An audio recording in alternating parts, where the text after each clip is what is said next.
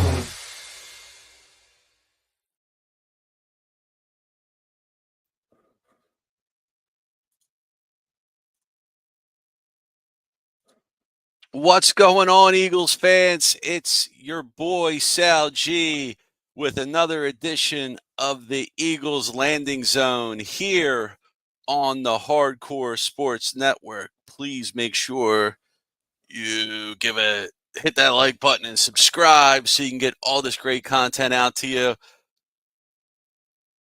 Your boy Sal G. If I didn't already say, it's getting late out here. I'm ready for bed. I'm sleepy. But a nice win by the Eagles. At least I can go to bed happy. Hope you're all having a great night.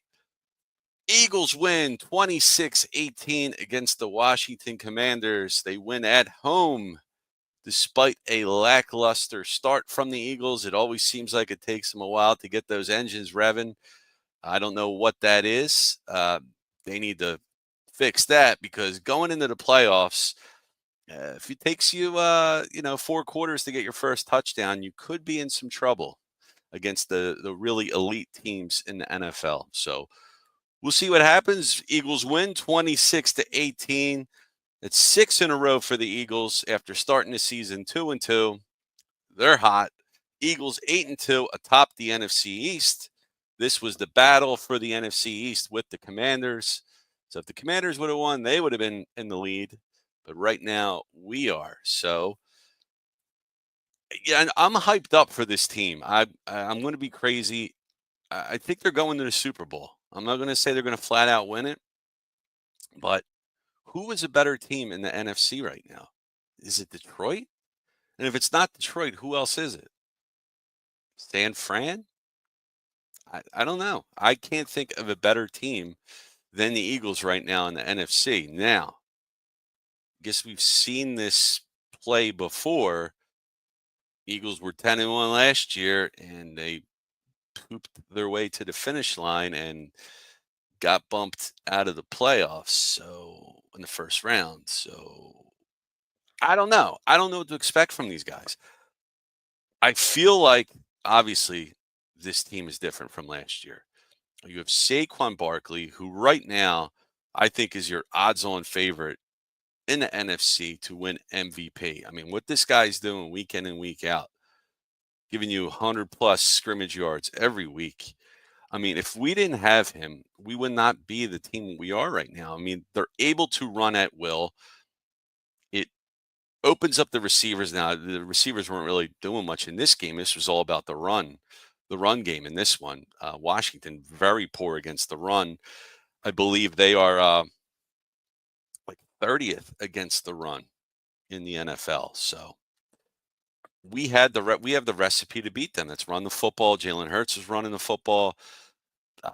Hurts looked a little bit shaky in the game, especially in the first three quarters. I mean, passes weren't online to players. I mean, he had a wide open AJ Brown on the sideline, and he just threw it into some coordinators and some staff onto the sidelines there. Totally missed Brown. A couple plays where it just seems like Hurts was rushing. I mean, Washington was putting good pressure on Hurts and making him make bad throws. It didn't cost him. He didn't throw any picks. But, he was sacked a couple of times in the first quarter, or in the first half, I should say. But, stat line, 18 for 28 for 221. I mean, that doesn't scream excitement. It doesn't scream MVP. He did better with his legs. He went 10 for 39 with a tush-push touchdown. So we do have that. So Hurts didn't hurt you, but, I'm kind of worried that if, Hurts looks like he's looking at his first read only, and then either running or he holds on to the ball too long. And I feel like that's as great as he's been this season. If there's an Achilles heel for Hurts, it's that he holds on to the football too long, trying to make plays sometimes where it might be better to just get rid of the football, than, I saw a pass he completed for a loss. I mean, what's the point of that? What's the point of completing a pass for a loss? But let's get into it, man. Like I said, I hope everybody's having a great night, man.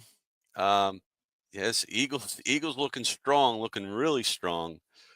I just got to mention, does anyone else love the Dolph Lundgren FanDuel commercial? Because every time I see it, and it's he's supposed to represent the Eagles fan that's sitting at a bar, and he comes in, he's like, Eagles look strong, and then he's like, this kicker doesn't miss, and he just does like a spinning hook kick and just knocks all the crabs off the bar. I don't know, I get a kick out of it. And then he picks up the aquarium tank filled with crabs, and he's like, ah. But I think that's one of the best commercials. Like, every time that comes on, I crack up. So shout out to Dolph Lundgren in that Eagles commercial there. What's going on, 302 Goon? Hurts will be out of the league in a few years. Biggest smoke and mirrors fraud quarterback I've ever seen. Wow. It's a polarizing statement. I'll say it like this. Guys that use their legs primarily can be in trouble because eventually the speed is gone. And if you can't learn how to throw the football accurately, on point, not hold on to the football too long, make those type of mistakes, make bad mistakes. Yeah, it could be. I'm not going to say he's a fraud. I mean, he's pretty awesome right now, but I could see the argument. I could see it. I can, because I thought about this in the past too, that if Hurts didn't progress as a passer, then once he loses the legs, what does he have? He's a Dante Culpepper. He's a Cam Newton. I mean, those guys. Cam Newton had a longer career than Dante Culpepper, but Culpepper started out like a house of fire, supposed to be, one of the next greats, and just fizzled out. Cam Newton, I just feel like Cam Newton was always just leading with his head, and he had a long career, but I don't know if the back end of his career would be considered good. All right, so Goon's saying, so he goes into halftime in the concussion tent. Why did they design a run for him first play of the third quarter? Good call out there too. Yeah, maybe they wanted to show that he's fine. There's nothing going on there with his head. If there was any concerns with his head, I don't think he'd be into the game. I mean, once the Tua Tagovailoa, butcher that guy's name. I was saying it before. I had to really say it. I said it perfect in my head before. Tua Tagovailoa, whatever. You guys know Tua on the Miami Dolphins. Not Hawk Tua, but Tua, the quarterback on the Miami Dolphins. When that play happened, was it last year or 2 years ago, where he had a concussion? He was wobbly. He came off the sideline, or they never took him off, and he was all sorts of messed up. So I think once that happened, the NFL Players Union put teams on notice and said, you guys got to take better care of your players. If he looks like he's messed up, he's got to come out, and you can't take chances with head injuries. Goon, it's interesting because the only thing I can think of is that Sirianni's just saying he's fine. Let's let him run it. And maybe that wouldn't be the smartest thing to do when a guy, is getting checked for concussion at halftime. It didn't kill him. But, I'm not going to lie. After the evaluation for the concussion for Hurts, yes, I was holding my breath every time he would run with the football because I was worried that, if he gets hit, it's a bad hit. He's definitely coming out of the game. So I do get a little bit nervous about that. All right, let's break into some stuff here. All right, so first time the Eagles in Washington were 4 games over 500 since 1996. It's almost 30 years. It was coach of the Redskins at the time was Norv Turner versus Ray Rhodes. Remember Ray Rhodes, guys? And Gus Frerotte was the quarterback for Washington, and we had Coy Detmer. And Terry Allen was the running back for Washington, and we had Ricky Waters. I believe Terry Allen was the running back. If I'm wrong, I'm sorry about that. I don't remember Terry Allen. Barkley coming into the game second in the NFL with an average of 110 yards per game. And so the stat on Washington against the run, they're 28th in the NFL versus the run. So that's pretty bad. So the playbook to beat the Commanders is to run the football some more. They give up 142.7 yards per game. The Eagles on that 6-game winning streak now. Washington came into the game winning 3 of 4 games. Well, now it's 3 of 5 for them. And the Eagles had won 3 of the last 4 games by 20-plus points. That didn't happen in this game. They only won by 8. Gutter touchdown by Zach Ertz at the end would have made it 16, but if that didn't happen, but it did. And shout out to Zach Ertz, homecoming of sorts for him. He came back, kind of got some booze, sprinkled in with some cheers. He caught a touchdown at the end there. Also made a beautiful 2-point conversion catch where he's falling backwards and both of his toes are just tapping into the end zone there as he's falling back. So great play by him. Welcome back, Zach. Cool that you got that touchdown, but it's cool that you didn't win either. Jaden Daniels, right now the reports are that he's playing with sore ribs and he's wearing some type of flak jacket or something that protects his ribs. And he's been suffering with this injury for the past 3.5 weeks. Could that have an effect on Jaden Daniels? I mean, maybe, but the Eagles defense just came up aces tonight.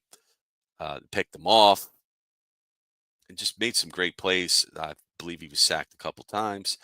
Jaden Daniels' line was 22 for 32 for 191 yards, a touchdown and a pick. That pick was for Reed Blankenship. That helped seal the deal for the Eagles in this one. This was great to see. So let's see. Hurts is the only quarterback in NFL history with 10-plus rushing touchdowns in 4 seasons. So, Goon, I don't know if he's a fraud, but I get what you're saying about he could eventually be out of the league in, we'll say, 4 years. If the legs go and the passing doesn't improve and he doesn't play, 4 quarters of good football, quarterback, manager, airing it out, whatever. Using the middle of the field, these are things Hurts needs to do. I mean, he does have his flaws, no doubt about it. First quarter, a little scary. Landon Dickerson, guard, Pro Bowl guard for the Eagles, got hurt. Ended up coming back in though, but it looked like he could barely put any weight on his leg there. Jake Elliott, that's his story for today, and it could be a concern going forward. And maybe that answers the question earlier this year. Why was Nick always going for it on 4th down? Why was Hurts throwing YOLO balls? Why couldn't Jake Elliott just kick field goals, take the points? Maybe something's going on with Jake. Maybe he's hurt. Maybe he's a little messed up.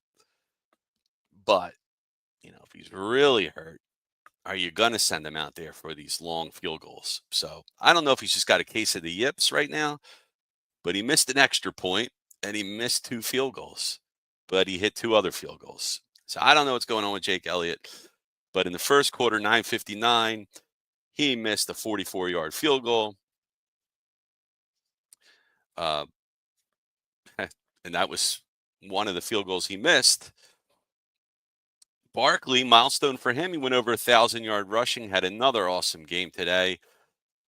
Another game with over 207 all-purpose yards by Barkley. 2 rushing touchdowns. Went 26 for 146 on the ground. He had a beautiful 39-yard scamper, awesome touchdown. Also added another nice long run late in the game. And Barkley through the air. He could do it all, folks. 2 for 52. 2 receptions, 52 yards. And he had a nice play on a dump off where Hurts was using Barkley as a check down, just throw it to him in the middle of the field, and Barkley just ran right through the middle of the field for 43 yards. I mean, he looks rejuvenated on this team, Barkley. I mean, we're talking about him being the MVP. He just looks different than he did on the Giants. Now, the Giants does not have the offensive line that the Eagles have. The Eagles have one of the best, have had one of the best for years. The Giants, not so much. So, Barkley and Derrick Henry are pretty much up there as a 1A, 1B running backs in the NFL right now. I mean, but Barkley, for my money, he's the MVP. Henry for many years played on teams that didn't have the best offensive line, but he's a one-man wrecking crew.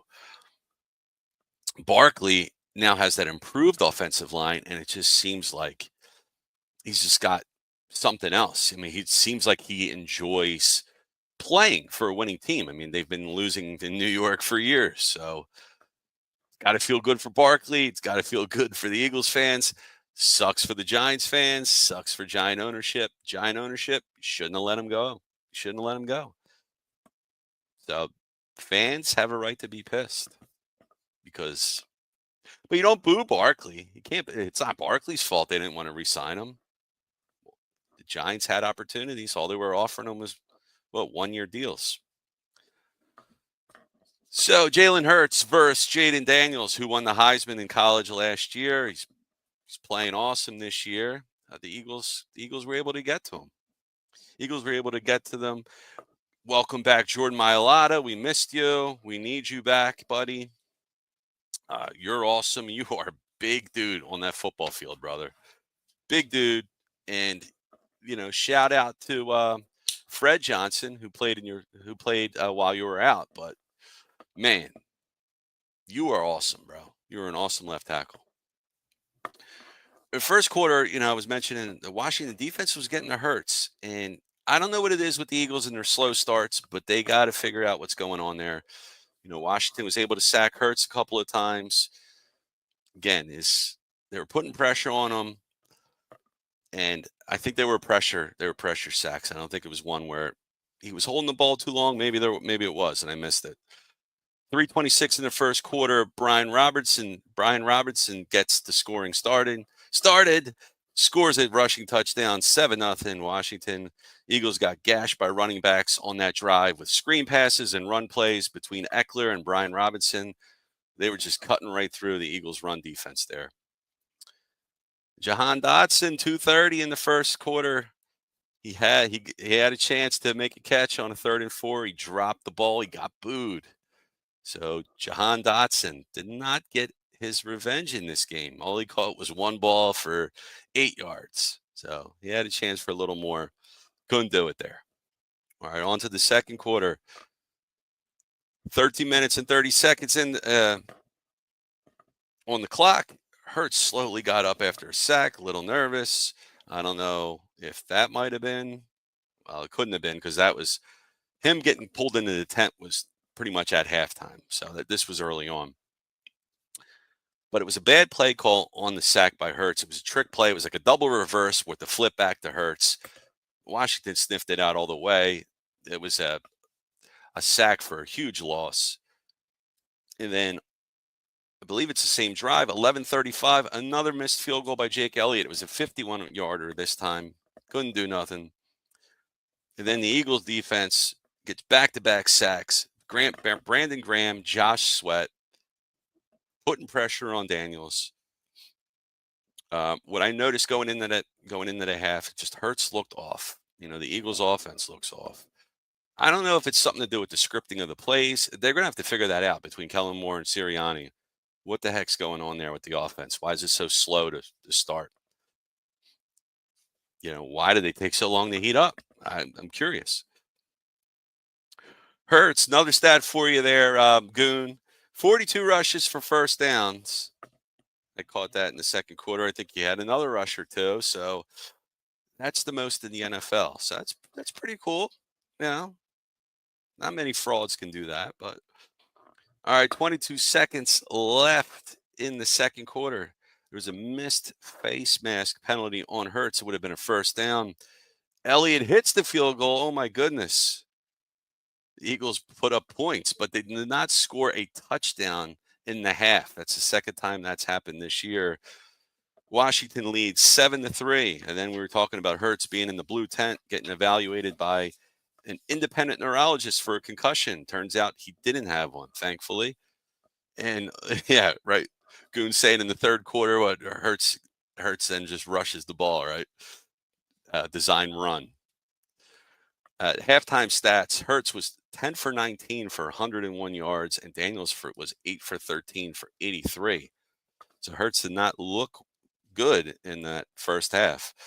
Barkley, a slow start for him too in that half, just 56 yards, 15 carries.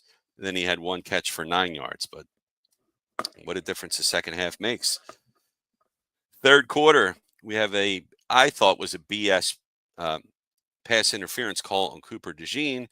He was pulling on Noah Brown's jersey, but didn't impede Noah Brown's progress. He was still able to get where he needed to go. It didn't stop him from moving. I don't think it should have been a penalty. Well, it was. Didn't matter, though. Well, it might have. Washington got a field goal. 45-yard field goal made it 10-3. Washington. And I know I was a little nervous. And I noted down here, he's making me nervous every time he runs the ball, Goon. I'm worried about him with that concussion scare. Yeah, maybe you shouldn't have him run so much, but Barkley had that 43-yard check down catch in the third. Numbers starting to go up. Barkley starts to heat up. Jake Elliott, 5:36 in the third, kicks a 31-yard field goal. It's a 10-6 Washington game. And then we head to the fourth quarter at 12 minutes on the clock. The Eagles score a touchdown on a 76-yard drive, 11 plays. Hurts, push. Elliott misses the extra point. Eagles go up 12-10. 12-10. So bad game for Elliott. Got the yips. Got to work them out. You missed 2 field goals and an extra point. That's 7 points there, buddy. So the Eagles, could have been a lot more and maybe had a chance to win by 20 in this game if those field goals would have been made earlier and the extra point would have been made. but it could have changed the outcome of this game here and the score. Weird play here. Dan Quinn takes a play out of Nick Sirianni. He goes for it on 4th and 2, and they were denied where they could have had a field goal and took the lead, made it a 13-12 game. So kind of surprising there. You're on the road. Why you wouldn't take that field goal? Why you go for it? Maybe 4th and 2. He figured with Daniels, and just it's a short gain. They could do it. I don't know. It's kind of weird. Head scratcher for sure. Could have contributed to the loss, I think. Oh, what am I missing here? What am I missing? More stuff. And then Saquon turns it on, 4:58 in the fourth quarter, 23-yard touchdown run. Elliott was shaky again on the extra point, but he made it. Philadelphia up 19-10. And then 4:50 on the clock in the fourth, Reed Blankenship with that INT interception, and then the boys dance in the end zone. That's 11 takeaways for the Eagles in the last 4 games, where they had like, 2 in their first 6 or something crazy like that. 4:38, Barkley tacks on another one. 39-yard touchdown run. Philadelphia up 26-10. Now the route is on. The Eagles didn't score a touchdown until the fourth quarter, and they scored 3 of them in the fourth. So, yeah, I like a little more balanced offensive attack in the game. I don't think you want to save everything for the fourth quarter there, guys, but you did it. You won. And the Eagles have allowed 6 touchdowns in the past 6 weeks. That's not bad. Not bad at all. Defense doing well. Vic Fangio, welcome to Philadelphia. Let's see. What else we got? I want to see some defensive stats here. Let me go through the rest of the offense real quick here. Kenneth Gainwell, he chipped in some rushing yards, 4 for 43. Jalen Hurts with 10 for 39 in the touchdown. Eagles outrushed the Commanders 228 yards to 93 in overall yards, 434 yards to Washington's 264. Philadelphia had the ball for 33 minutes, and Washington had it for 26 and change.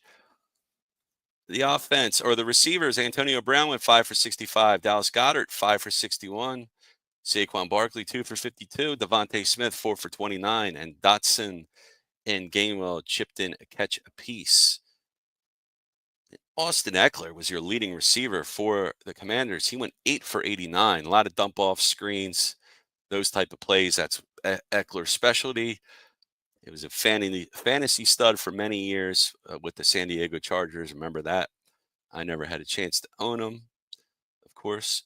And then Brian Robertson was the leading rusher for Washington. He went 16 for 63. What a tutty. That was in the first quarter. And Jaden Daniels, 22 for 32 with 191, touchdown and a pick. And let's take a look at defense here. Zach Bond, sign him to an extension, guys. Come on now, 8 for 6. 8 tackles, 6 assists. Nakobe Dean, 8 tackles, 2 assists. Reed Blankenship, 4 tackles, 6 assists, 1 pick. Jalen Carter, 4 tackles, 3 assists. Josh Sweat with 3 tackles and a sack. Brandon Graham with 3 tackles, an assist, and a sack. Nolan Smith contributes a sack as well, along with 2 tackles and an assist. And go down the line here, and just a couple of tackles going down the line. Nothing here crazy. A forced fumble by Jalix Hunt. How good has Jalix Hunt been playing? The rookie really doing well in that rotation on the edge there. So shout out Jalix Hunt. Awesome. This defense, man. Kenyon Mitchell, Cooper DeJean, Jalix Hunt. It looks like we got some players here, guys. And you add that with Vic Fangio and what he's doing on defense. Eagles look like a force, and this is why I think they're different than last year. Not just because you got Barkley, but because you got Fangio, because you got Kellen Moore. You got 2 new coordinators in here. They're calling the plays exclusively. Hopefully, I'm sure Sirianni chips in now and then. I don't know what the deal is with the scripted plays in the beginning. Maybe that's something they got to work on, but The Eagles now 8-2, 3-0 in the NFC East, first in the division. They then take on their next opponent is LA Rams. It's in LA. And while the Eagles are probably going to be favored to win, I could see this being a loss. But then they also have another road game after that in Baltimore, and I also was guaranteeing that was going to be a loss. So they go 1-1 on the road trip. I don't think that's bad. And then you're back at home for 2. You got Carolina at home. That should be an easy one. Pittsburgh at home. Tough matchup. I think the Eagles can pull that one off. And then you're at Washington. That could be a loss. But then you get Dallas and the Giants at home to close out your season. Dallas is toast, and the Giants don't look much better either. So I could still see 12 to 13 wins for this Eagles team. And them being your representatives in the Super Bowl for the NFC. All right. So that's all I got for you tonight, guys. Thank you for joining me. Please make sure you hit that like button. Follow the banner. Hit that like button, share, and subscribe so you can all get this content from Hardcore Sports Network. You can check me out on the Eagles Landing Zone. Follow me on X, Twitter, whatever the heck you call it, at Sal G Philly. Appreciate it, guys. Hope you all have a great night. Take care, everyone. Talk to you next time. Peace.